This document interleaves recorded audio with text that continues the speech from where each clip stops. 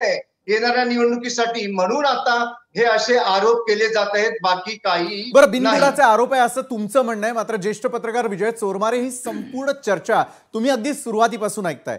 कोण आणि कोणता पक्ष, त्यांचे किती उमेदवार निवडून आले, यापेक्षाही महत्त्वाचं जे आज देशवासियांना आहे की लोकशाही असलेल्या आपल्या देशामध्ये निवडणूक आयोगावरती प्रश्नचिन्ह उपस्थित करणं, त्यांच्या कारभारावरती ताशेरे ओढणं किंवा त्यांचा या सगळ्या गोष्टींमध्ये पक्षपातीपणा आहे का, हे येणारा काळ ठरवेलच ना.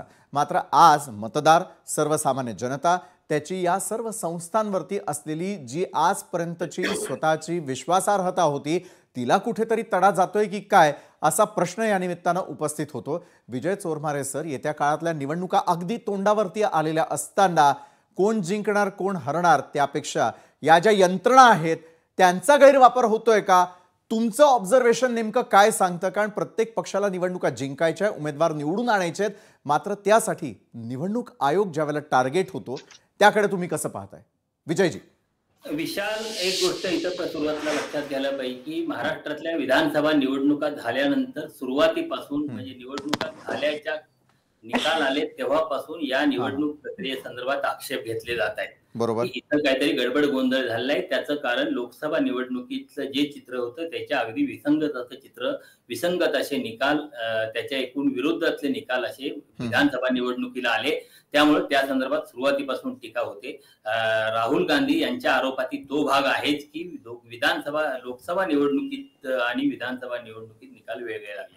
खरं तर असे निकाल वेगळे लागू शकतात मला वाटतं. त्यामुळे हा आरोप राजकीय स्वरूपाचा आहे, कुणी करू शकतं.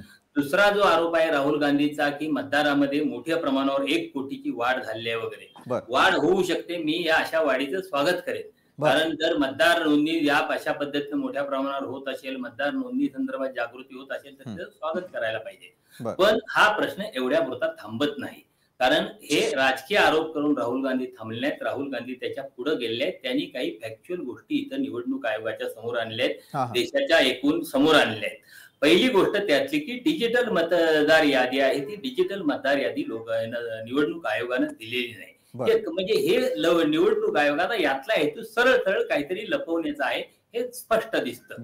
दुसरी गोष्ट, निवडणूक आयोगानं जे व्हिडिओ शूटिंग आहे ते व्हिडिओ शूटिंग ते नष्ट केल्याचं सांगितलं जातं. किंवा एका पत्त्यावर अनेक लोक राहत आहेत. म्हणजे एका घरात 47 पासून 80 पर्यंत लोक एका घरात राहतात, एका पत्त्यावर राहतात. शिर्डीत एका इमारतीत आपल्याला 7,000 मतदार असल्याचा यापूर्वी आरोप झाला होता. तर या सगळ्या गोष्टी गडबडीच्या आहेत, घोटाळ्याच्या आहेत, हे स्पष्ट आहे. आणि निवडणूक आयोग आतापासूनच नाही, 2014 नंतर, म्हणजे 14ला मोदी सरकार सत्तेवर आलं, पण 2019च्या निवडणुकीपासून निवडणूक आयोग, तिथं कोण मुख्य निवडणूक आयोग आहेत हा भाग वेगळा, पण निवडणूक आयोग हा एनडीएचा एक भाग असल्याप्रमाणे, एनडीएचा घटक पक्ष असल्याप्रमाणे 2019 पासून काम करतोय, हे अनेक पुराव्यानिशी स्पष्ट करता येतं. म्हणजे तिथं विरोधकांनी ज्या वेळी अनेक गोष्टींची मागणी केली, सगळ्या विरोधी पक्षांनी एकत्रित जाऊन मागणी केली, त्यावेळी निवडणूक आयोगानं त्यांना दाद दिलेली नाही.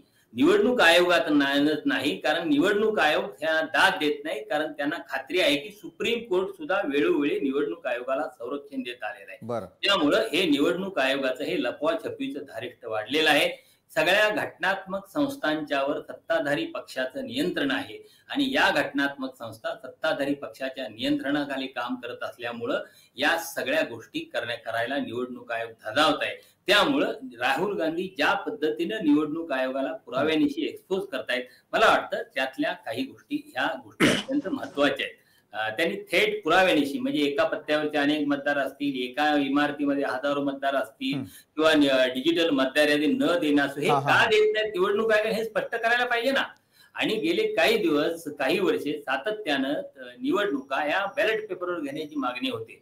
त्या घेण्यासंदर्भात पुन्हा मागं जायचं का म्हणतात. 195 देशामधल्या फक्त 20 देशांच्या मध्ये आता ईव्हीएम निवडणुका होत्या. म्हणजे आपण कुठल्या देशांच्या रांगेत आहे? Nepal, Bhutan, Namibia, Kenya, Venezuela, Philippines या देशांच्या पंक्तीत आहे आपण. जगातल्या कुठल्याही प्रगत राष्ट्रामध्ये ईव्हीएमचा वापर केला जात नाही, कारण ईव्हीएम विश्वासार्ह नाही. हे जगभरात सिद्ध झालेलं आहे. बरोबर. आणि इथलं सरकार आणि इथला निवडणूक आयोग तेच पुढे रेटायचा प्रयत्न करतोय. आम्ही अचूक आहोत, आम्ही पारदर्शक आहोत. पारदर्शक आहोत मग डिजिटल मतदार का दिली नाही तुम्ही? पारदर्शक आहात तर तुम्ही व्हिडिओ फुटेज का नष्ट केलं? पारदर्शक आहात तर 5 वाजल्यानंतर झालेल्या मतदाराच्या संदर्भातले सगळे तपशील जे मागितले ते का दिले जात नाही? बरोबर आहे. हे सगळे गोष्ट आहेत. मला वाटतं ही सगळी प्रक्रिया लोकशाही, भारत हा सगळ्यात जगातला मोठा लोकशाही देश आहे. तर इथं लोकशाहीवरचा लोकांचा विश्वास दृढ व्हायचा असेल तर ही सगळी व्यवस्था पारदर्शक असायला पाहिजे. पण निवडणूक आयोगाचा व्यवहार पारदर्शक नाही हे गेल्या 5-6 वर्षांच्या पासून दिसून आलेलं आहे. बरं, निवडणूक आयोगाचा व्यवहार जो आहे तो मात्र पारदर्शक नसल्याचं तुमचं देखील ऑब्झर्वेशन यावेळेला सांगतंय. मात्र आज जनतेची बाजू मांडणं देखील तितकंच महत्वाचं. सुनील चव्हाण आपल्या सोबत आहेत यावेळेला. मतदार